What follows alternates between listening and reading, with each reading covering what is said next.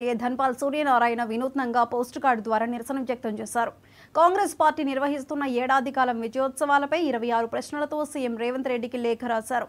అబద్ధపు హామీలతో కాంగ్రెస్ పార్టీ అధికారంలోకి వచ్చిందని, 6 గ్యారంటీల్లో ఒక్కటి కూడా పూర్తిగా అమలు చేయలేదని విమర్శించారు. 26 రోజుల వేడుకలకు 26 సూటి ప్రశ్నలు బహిరంగంగా అడుగుతున్నామని అన్నారు. రుణమాఫీ, రైతు బంధు, తులం బంగారం వంటి హామీలపై సమాధానం చెప్పాలని డిమాండ్ చేశారు. ప్రభుత్వ వైఫల్యాలపై బీజేపీ నిరంతర పోరాటం చేస్తుందని స్పష్టం చేశారు. జూనియర్ న్యాయవాదులకు నెలకు 5,000 ఇవ్వనందుక ఈ విజయోత్సవాలు నేను అడుగుతా ఉన్నాను. జర్నలిస్టు సంక్షేమాలకి, జర్నలిస్టు సోదరులారా, అన్ని ప్రభుత్వాలు మీకు మోసం చేస్తూ ఉంది. ఎక్కడైతే భారతీయ జనతా పార్టీ ప్రభుత్వం ఉందో జర్నలిస్టులకు ప్రథమ స్థానం కల్పిస్తుంది. అక్కడ జర్నలిస్టు సంక్షేమ నిధికి 100 కోట్ల నిధులు కేటాయించినందుక ఈ విజయోత్సవాలు నేను అడుగుతా ఉన్నాను. చేయుత పథకం కింద 4,000 వృద్ధులకు పెన్షన్ పాపము ఆయిలు తాతలు ఎదురు చూస్తూ ఉన్నారు. 2,000 రూపాయలు కళ్ళల్లో ఒత్తులేసుకొని ఎదురు చూస్తున్నారు. ఇవ్వనందుక మీరు ఈ విజయోత్సవాలు చేస్తున్నారని నేను అడుగుతా ఉన్నా.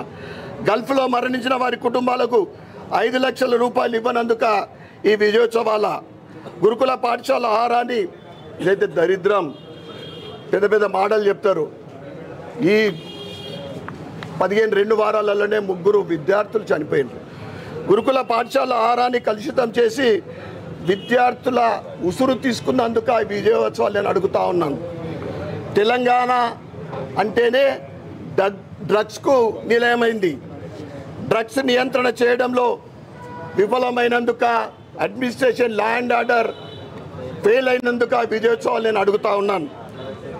హిందువుల ఆరాధ్య దేవతలైన గుడులపైన, గోపురాలపైన ఏదైతే దాడులు జరుగుతూ ఉన్నాయో, దాడులు చేసిన వారిపైన ఎటువంటి చర్యలు తీసుకోకుండా ఇప్పటికి కూడా గత 6 నెలల కాలం నుండి తెలంగాణలో అనేక ఆలయాలు ధ్వంసం చేసినందుక ఈ విజయోత్సవాలు, ధ్వంసం చేసిన వారికి కఠిన శిక్షలు విధించినందుక ఈ విజయోత్సవాలు